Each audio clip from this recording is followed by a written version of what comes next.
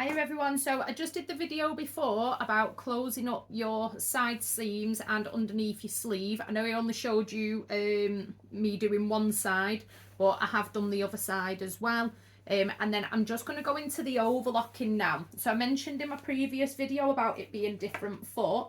So these are your footers for your machine. So every footer that you get will do something different. So you'll get like a buttonhole one, you might get an applique one, your normal stitch footer, your overlocker. Every sewing machine that you buy should come with quite a lot of like foots with them. How you'll find them, you can just slide this bottom plate off your machine, and then you'll find like a nice little goodie bag inside, and inside of there will have all your different feet. You might get a seam ripper. You'll just get loads of little handy tools inside there for you.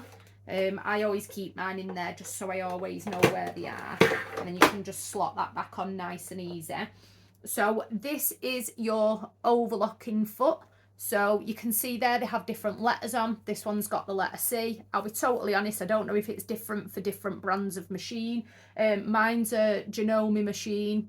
Other sewing machines are out there.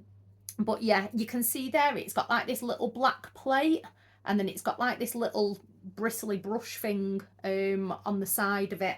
So how we're going to do that to swap it, at the back of your foot here there's like a little red button. So all you're going to do is press that, and you can see that your foot will just automatically drop off it, and then you're just going to attach your other one.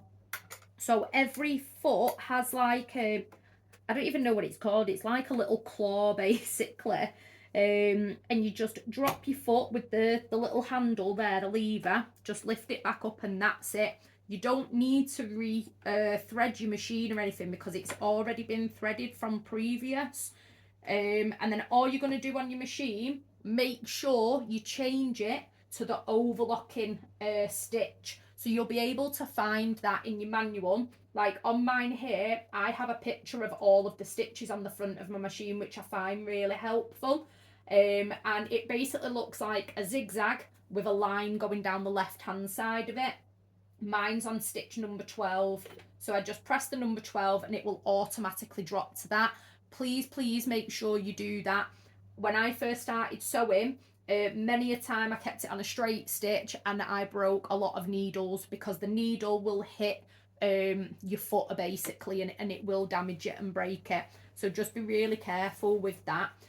And then all you're going to do, you're going to get the part that you've just sewn up. So as we could see before, we've just done a normal straight stitch all the way down, but it's left that little bit of a raw edge, and this is basically what we want to close in. It just makes it look a little bit neater. You'll do this pretty much on any kind of clothing that you do. So your foot is going to look differently to your straight stitch foot. So all you're going to do, you're going to put your fabric underneath where you want to sew. You're going to drop your foot with the little handle there. Do you remember that little black plate that I told you about? Make sure your fabric is right up to the edge of that. You don't want it on it, you just want it to the edge of it. If you have it on it, I've done it before where it's like chewed my clothing up and stuff like that. And then all you're going to do, your pedal underneath, you're just going to press it down and it will just start doing it. And you're just going to go with it. Again, it'll take you time to get used to it. So I know like when I first started, I used to do it really slow. So I used to be like at this pace. As you get more confident, you'll just put your foot down and you'll just go all the way. And the machine does everything for you. So all you're doing is basically just keeping it against that little black part on your foot.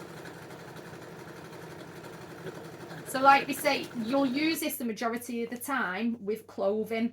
I don't think I've never like overlocked on bags. If I've done cushions, I've overlocked on the inside of cushions. Again, it's just to make it look a little bit neater.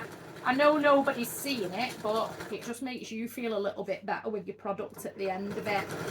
And you're just going to do it all the way around. So remember what we said about those little bits of curves.